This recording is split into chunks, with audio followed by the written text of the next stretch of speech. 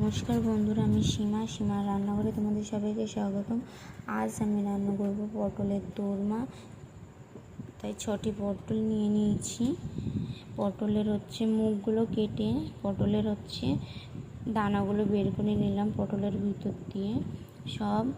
আর থালায় কী কী উপকরণ নিলাম বাটিতে চিংড়ি মাছ দিয়ে পটলের দোরমাটা আমি করব। তাই পটলে নুন হলুদ দিয়ে মাখিয়ে নিলাম। কড়াইটা গরম করে আমি সর্ষের তেল ঢেলে দিলাম। সেই তেলেই আমি এবার পটলগুলো ভাজবো, হালকা করে ভেজে নেবো। এই পিঠ ওই পিঠ করে ভাজা হয়ে গেলে তুলে নিলাম আমি। এবার সেই তেলেই আমি চিংড়ি মাছগুলো ছেড়ে দিলাম, ছেড়ে দিয়ে হালকা করে ভেজে নেব। তুলে নিলাম আমি চিংড়ি মাছগুলো। কুচনো পেঁয়াজ দিলাম, দিয়ে ভালো করে পেঁয়াজটা ভেজে নিয়ে আদা রসুন কাঁচা লঙ্কার পেস্ট দিলাম। পেস্ট দিয়ে এবার আমি দেবো লঙ্কার গুঁড়ো, জিরের গুঁড়ো, পটলের যেই পেস্টটা করে দানাটা আমি পেস্ট করে রেখেছিলাম সেটা দিয়ে দিলাম। হলুদ দিলাম, নুন দিলাম, দিয়ে এবার একটু নাড়িয়ে চাড়িয়ে নিলাম। এবার চিনি দিলাম স্বাদ মতন, চিংড়ি মাছগুলো দিয়ে দিলাম, দিয়ে আবার একটু নাড়িয়ে চাড়িয়ে আমার পুর রেডি। পটলের দোরমার পুর সেটা আমার রেডি হয়ে গেল।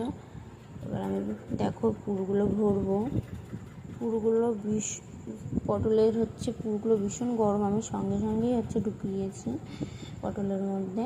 এবার যেই মুখটা ছিল সেই মুখটা দিয়ে এইভাবে আমি এরকম লক করে নিলাম পটলের দোরমাগুলোকে একে একে।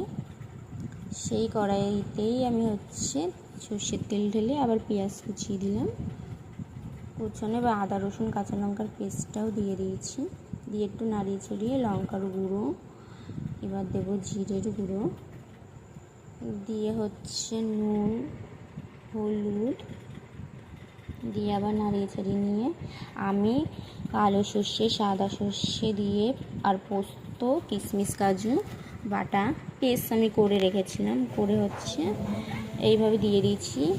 সামান্য হাফ বাটি, ওই বাটির হাফ বাটিই জল দিয়েছি, ঢেকে আমি রেখেছিলাম। ফুটে গেছে, সেই জলেই আমি পটলগুলো ছেড়ে দেবো, দিয়ে আমি আবার একটু নাড়িয়ে ছাড়িয়ে নিয়ে আবার ঢেকে দেবো।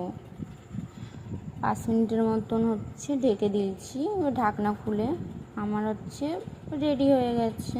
এবার দেবো আমি স্বাদ মতন চিনি দিয়ে গরম মশলা দিলাম, দিয়ে আমি হালকা করে একটু নাড়িয়ে ছড়িয়ে নিলাম। নিয়ে আমার পটল